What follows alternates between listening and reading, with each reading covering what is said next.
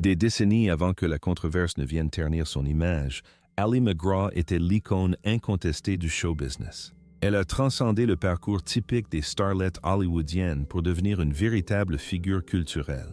Avec sa chevelure noire flamboyante, son regard profond et son magnétisme discret, elle a incarné un idéal de beauté nouveau et authentique pour les années 1970, rayonnant d'une élégance sereine et d'une profonde vulnérabilité.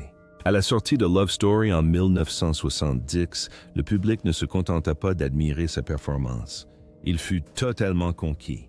Cette romance tragique, racontant l'histoire de deux jeunes amants maudits, devint un véritable phénomène, récoltant 7 nominations aux Oscars et propulsant instantanément MacGraw au rang de star international. Son ascension fulgurante fut tout simplement prodigieuse. Peu de temps auparavant, elle évoluait dans le milieu de la mode new-yorkaise comme mannequin et assistante photographe. Son passage au cinéma s'est fait presque par hasard, un pari audacieux qui lui a valu un succès immédiat et retentissant. Les critiques ont salué son charisme naturel à l'écran, la consacrant rapidement comme l'icône de son époque. Du jour au lendemain, son image devint omniprésente. Elle fit la une d'innombrables magazines, participait à des interviews télévisées prestigieuses et assista à des avant-premières fastueuses de la Californie au Royaume-Uni. Son esthétique emblématique, sobre, naturelle et totalement dénuée de prétention, dicta les tendances de la mode féminine mondiale pendant toute la décennie.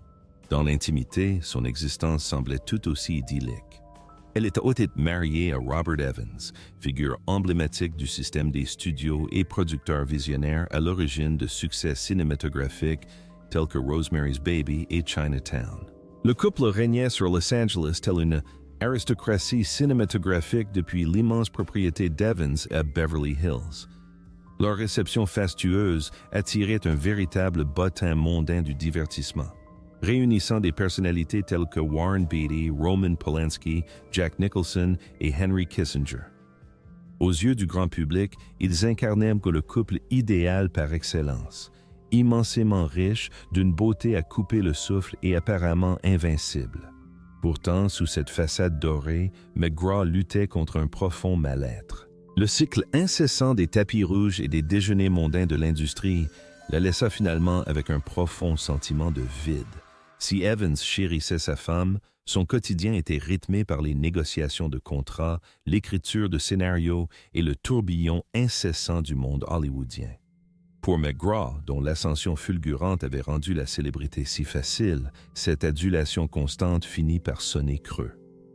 Elle possédait tout ce que la société dictait aux femmes de cette époque, une fortune colossale, une renommée internationale et un mariage sous les feux des projecteurs. Malgré ses succès, une part essentielle de son âme restait insatisfaite. Elle confiera plus tard un profond désir de connexion authentique, cherchant désespérément quelque chose de tangible et de vrai au milieu de la superficialité omniprésente du show business. En 1972, la façade commença à se fissurer. Evans était entièrement absorbé par ses obligations professionnelles au moment même où la carrière de MacGraw continuait de progresser. Lorsque l'opportunité de partager l'écran avec Steve McQueen dans le thriller sombre Get Up Pens se présenta, Evans l'encouragea activement à accepter le rôle, désireux de voir son épouse explorer de nouveaux horizons artistiques. Ni le mari ni la femme n'auraient pu prédire que ce choix de carrière si particulier allait donner naissance à l'une des romances les plus tumultueuses et dévastatrices du monde du spectacle. L'étincelle jaillit, comme c'est souvent le cas à Los Angeles, sur un plateau de tournage. En 1972, le réalisateur légendaire Sam Peckinpah confia à MacGraw le rôle principal dans Get Up Pens, le faisant jouer face à McQueen, incontestablement l'acteur le plus captivant de son époque. Toujours lié légalement à Robert Evans, MacGraw a d'abord hésité à accepter le rôle. Cependant, c'est Evans qui a fini par la convaincre, voyant dans ce récit poignant l'occasion idéale pour sa femme de prouver qu'elle était bien plus qu'une simple actrice romantique. Ils étaient totalement aveugles aux conséquences désastreuses que ce choix allait avoir sur la vie qu'ils avaient construite ensemble. Dès sa première rencontre avec McQueen, McGraw ressentit une attraction immédiate et troublante. « Dès que je l'ai vu, j'ai su que j'allais avoir de sérieux ennuis », confiera-t-elle plus tard. McQueen dégageait une énergie sauvage et explosive, impossible à ignorer. Il contrastait fortement avec les dirigeants de studios raffinés et conformistes qu'elle côtoyait au quotidien.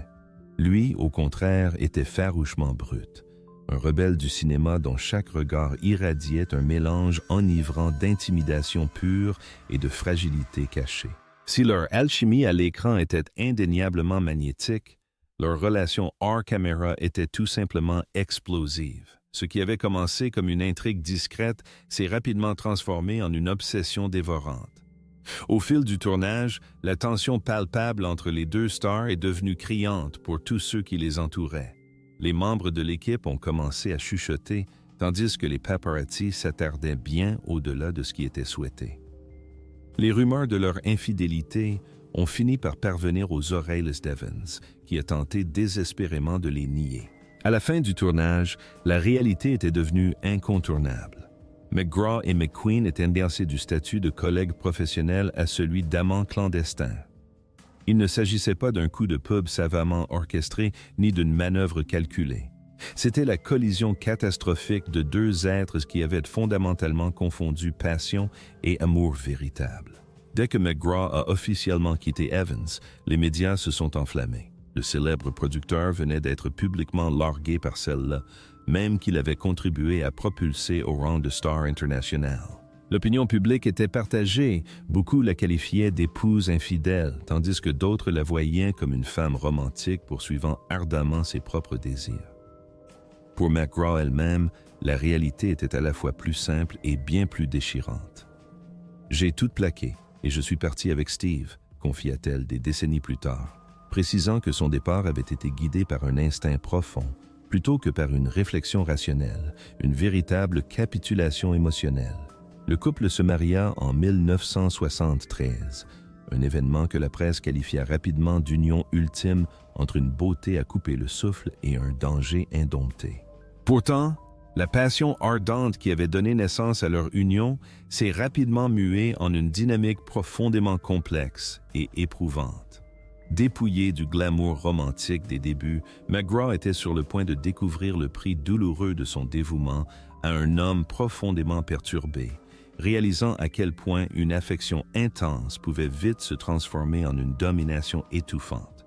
Entrer dans l'entourage de McQueen fut d'abord une véritable libération, troquant le tourbillon épuisant des galas et des salles de réunion des dirigeants pour les rivages isolés de Malibu. McGraw se retrouva enveloppé par le fracas des vagues plutôt que par les exigences du monde des affaires, et par un calme profond plutôt que par les flashs des appareils photo. Leur résidence côtière leur offrait un havre de paix, une retraite bien méritée loin de la pression insoutenable de la célébrité internationale. Pendant un court instant, leur existence fut idyllique. Elle se souvenait avec émotion des repas préparés côte à côte et des moments de détente au coin du feu face à l'océan, bercés par l'illusion que leur amour profond pouvait miraculeusement guérir les blessures psychologiques infligées par leur statut de star. Hélas, cette tranquillité fut de courte durée. Derrière le charisme indéniable de McQueen se cachait un homme profondément marqué par les épreuves, tourmenté par une enfance brutale et négligée. Cette même présence imposante qui avait fait de lui une superstar du cinéma commença à dicter tyranniquement leur quotidien. Il nourrissait un profond mépris pour la superficialité du monde du spectacle, mais son retrait des projecteurs s'accompagna d'exigences strictes et inflexibles, des exigences auxquelles sa nouvelle épouse était tenue de se soumettre. Elle cessa d'accepter des rôles, de répondre aux sollicitations professionnelles et s'éloigna peu à peu de la carrière florissante qu'elle avait bâtie avec tant d'efforts. J'ai joué les cuisinières, les femmes de ménage, les femmes simples jusqu'au bout, reconnaîtra-t-elle plus tard. Ce qu'elle avait d'abord idéalisé comme un retour aux sources était en réalité une soumission totale. McQueen insistait sur le respect de sa vie privée, mais ce qu'il désirait vraiment, c'était un pouvoir absolu sur son existence. Il décidait de leur fréquentation, gérait leur emploi du temps et scrutait son apparence. Sa possessivité était une arme à double tranchant. La moindre provocation, un regard furtif, une conversation téléphonique anodine ou une simple allusion à son ancienne vie hollywoodienne pouvait déclencher des disputes explosives qui la laissaient profondément bouleversée. « Il ne voulait pas que je travaille », a-t-elle déclaré sans ambages dans des interviews ultérieures. Pour une actrice qui avait récemment atteint le sommet de sa carrière, cette transition représentait un bannissement silencieux et dévastateur. Finalement, la retraite côtière qui promettait initialement la liberté s'est transformée en une prison luxueuse. Elle avait troqué le vacarme assourdissant du show business contre la souffrance silencieuse d'une soumission totale. Tandis que l'océan Pacifique continuait de s'abattre sur leurs propriétés, sa voix intérieure était systématiquement réduite au silence. Les traits mêmes qui la rendaient si captivante à l'origine, son indépendance farouche, sa curiosité insatiable et sa fougue, étaient complètement étouffés par la tâche épuisante de gérer les sortes d'humeur de son mari. Au milieu de la décennie, la beauté iconique qui avait conquis le monde entier avait complètement disparu des écrans. Elle n'avait pas encore complètement disparu, mais l'essence même de son être avait été fondamentalement érodée et les graves fractures dans les fondements de leur mariage devenaient impossibles à ignorer. Au fil du temps, les fissures imperceptibles dans la relation entre McGraw et McQueen se sont transformées en un fossé immense. Le havre de paix idyllique de Malibu, qui leur avait jadis promis le salut, leur semblait désormais un piège suffocant. Le tempérament de McQueen était d'une instabilité terrifiante, capable de passer de la sérénité à une explosion de colère en quelques secondes. Ayant grandi dans un climat de tumulte perpétuel, il semblait tragiquement contraint de reproduire ce même chaos dans sa vie d'adulte. Pour McGraw, préserver leur relation amoureuse exigeait une gymnastique émotionnelle épuisante, anticiper constamment ses accès de colère, marcher sur des œufs face à ses profondes insécurités et tenter désespérément de créer une harmonie dans un foyer qui en était fondamentalement dépourvu. Les tourments intérieurs de McQueen étaient profondément enracinés. Abandonné par son père et élevé par une mère émotionnellement absente et toxicomane, il nourrissait une fureur sourde et latente qu'aucun succès commercial ne pouvait éteindre. Le personnage que le public idolâtrait, le roi du cool, sûr de lui et intouchable, n'était qu'une pure invention, dissimulant un homme fragile et rongé par la paranoïa. Il exigeait une dévotion sans faille, mais n'offrait en retour aucune confiance. Si McGraw échangeait ne serait-ce que quelques mots aimables avec un autre homme, sa fureur s'embrasait instantanément. Il y avait toujours quelque chose de dangereux chez lui, confia-t-elle des années plus tard. Son caractère imprévisible la plongeait dans une angoisse permanente, sans jamais savoir quelle facette de son mari franchirait le seuil de la porte. L'alcoolisme ne fit qu'aggraver le cauchemar. Ce qui avait commencé par de romantiques et paisibles moments de détente sur la plage se transforma en soirées tendues et arrosées, marquées par des confrontations amères et des remords persistants. Tous deux s'enfoncèrent dans un cercle vicieux, préférant anesthésier leurs blessures émotionnelles plutôt que de les guérir. Leur dispute explosive dépassait le simple cadre de la possessivité ou des pressions liées à la célébrité. Il s'agissait de luttes fondamentales pour l'identité personnelle. McQueen exigeait une souveraineté absolue, tandis que McGraw aspirait simplement à la tranquillité. Pourtant, à chaque concession qu'elle faisait pour maintenir la paix, une part essentielle de sa personnalité s'effritait. Sans surprise, l'infidélité s'est rapidement infiltrée dans leur mariage. Des rumeurs d'adultère circulaient, étouffées, niées avec véhémence, mais toujours présentes en filigrane. Pour l'acteur, ces transgressions étaient une affirmation de sa domination. Pour McGraw, elles représentaient un bref répit face à son profond isolement. Les colonnes de potins se délectaient avidement de leur dégradation publique. Mais la réalité était bien plus sombre que tout ce que les magazines pouvaient exprimer. Il ne s'agissait pas de monstres cherchant délibérément à s'anéantir mutuellement. C'étaient simplement deux êtres profondément blessés, dont l'amour était aussi passionné que toxique. En 1977, le constat était sans appel. Leur union était irrémédiablement brisée. L'intense passion qui avait donné naissance à leur idylle s'était muée en une souffrance absolue, et ce qui leur avait d'abord semblé une évidence cosmique leur paraissait désormais un échec cuisant. Cette même année, McGraw quitta finalement son mari. Son départ n'était pas motivé par la rage, mais par un épuisement profond et absolu. Elle avait sacrifié sa carrière, sa confiance en elle et presque toute son identité. Pourtant, l'histoire était loin d'être terminée. Le dernier chapitre de la vie de Steve McQueen se profilait à l'horizon, porteur d'une tragédie dévastatrice qui allait hanter McGraw pour le restant de ses jours. Lorsque McGraw se sépara finalement de McQueen en 1977, son départ était dénué de toute malice. Il s'agissait plutôt d'une tentative désespérée de survivre à une dynamique qui la rongeait de l'intérieur. Leur collaboration l'avait privée de toute motivation et de toute estime de soi, et pourtant, elle conservait indéniablement une profonde affection pour l'homme blessé qui se cachait derrière la rage.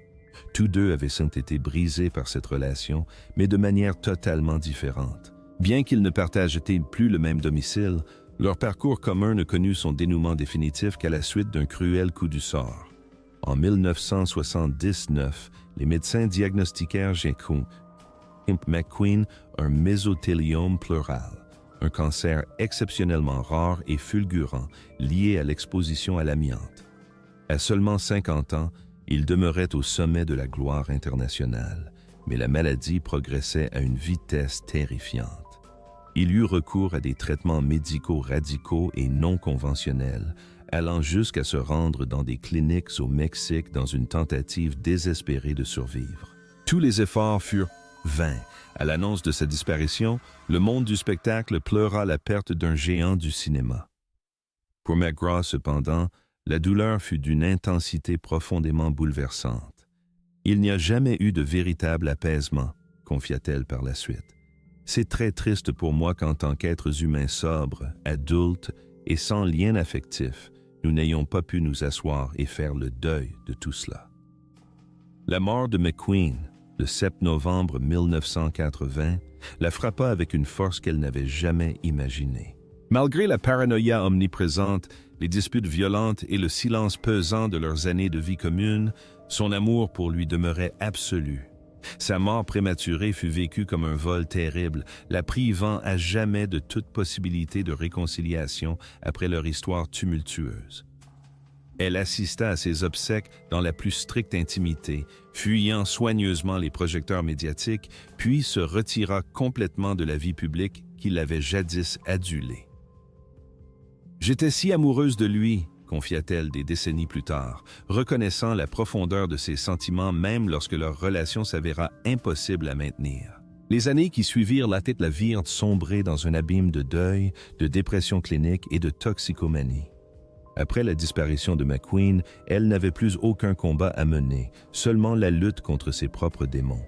Sa célébrité avait considérablement décliné, son mariage n'était plus qu'un souvenir, et l'industrie cinématographique avait depuis longtemps changé de cap.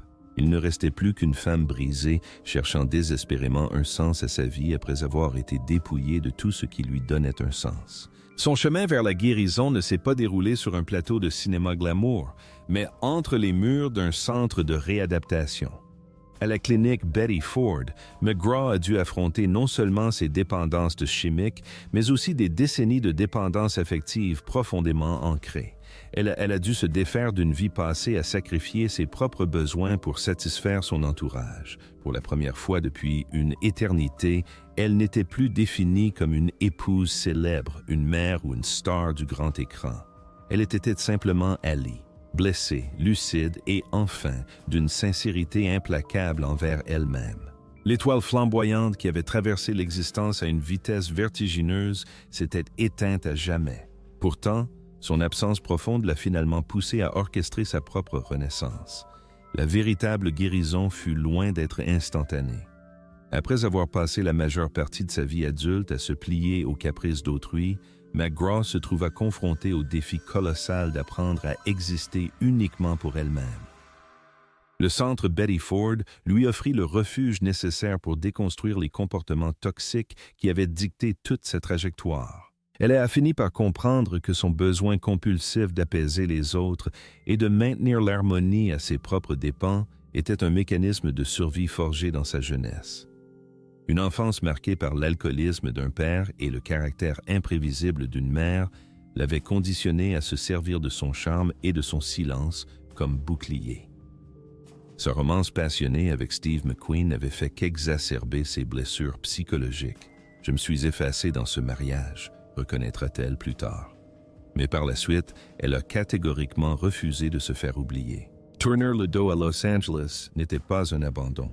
C'était une nécessité pour préserver sa propre vie. À l'aube des années 1990, elle vendit sa propriété de Malibu et s'installa à Tesuque, un havre de paix aux portes de Santa Fe, au Nouveau-Mexique. Là, à l'abri des flashs aveuglants et du chaos incessant du sud de la Californie, elle cultiva une nouvelle existence empreinte d'une profonde simplicité et d'une grande sérénité. Se reconnectant à la nature, elle consacra son énergie à la peinture, au jardinage et à un engagement ardent pour la cause animale et les initiatives locales. L'attrait de la célébrité s'était complètement dissipé. J'ai la chance d'avoir des personnes merveilleuses dans ma vie et je me sens incroyablement privilégiée, a-t-elle déclaré lors d'une discussion en 2024. Au fil des décennies, McGraw est devenue un véritable symbole d'élégance et de force de caractère. Elle s'est montrée d'une franchise remarquable concernant ses erreurs passées, ses profondes tragédies amoureuses et la manière dangereuse dont elle a laissé ses partenaires éclipser complètement sa propre identité. « J'ai épousé des hommes formidables », a-t-elle souligné. « Mais je n'ai jamais révélé à personne qui j'étais vraiment. Je voulais qu'ils lisent dans mes pensées. » Ces réflexions profondes ne naissent pas d'une amertume persistante, mais d'une lucidité acquise de haute lutte. Aujourd'hui octogénaire, elle ne porte plus le fardeau de son passé, elle n'en conserve que la sagesse. Sa conception même de l'affection s'est elle aussi radicalement transformée. « Il existe tant de formes d'amour », expliquait-elle à un journaliste lors d'une rétrospective consacrée à son ouvrage Love Story. L'amour amical, l'amour des ex-amants, l'amour d'un ex-mari, l'amour des enfants, l'amour des animaux. L'amour est immense. Après des décennies de profonds bouleversements émotionnels, cette philosophie de vie lui apporta enfin la sérénité. Elle apprit que le véritable amour n'exige pas toujours de s'accrocher désespérément au passé. Bien souvent, il requiert le courage de lâcher prise. Si le public associe à jamais Ali McGraw à l'infidélité retentissante qui a brisé son premier mariage, son héritage est bien plus profond qu'une simple tragédie à sensation. Son véritable héritage est celui d'une survie absolue, une résilience discrète et courageuse qui transforme une perte dévastatrice en une sagesse profonde et un traumatisme douloureux en une sérénité durable. L'histoire d'Ali McGraw est une leçon magistrale de passion, de désespoir et du difficile chemin de la reconstruction de soi. Elle témoigne avec éclat que même les plus grandes figures peuvent s'égarer dans l'obscurité et pourtant parvenir à retrouver la lumière. Quelle leçon de romance et d'absolution tirez-vous de son incroyable parcours? N'hésitez pas à partager vos réflexions ci-dessous et pensez à aimer, vous abonner et revenir pour découvrir d'autres récits captivants et inédits de l'âge d'or du cinéma.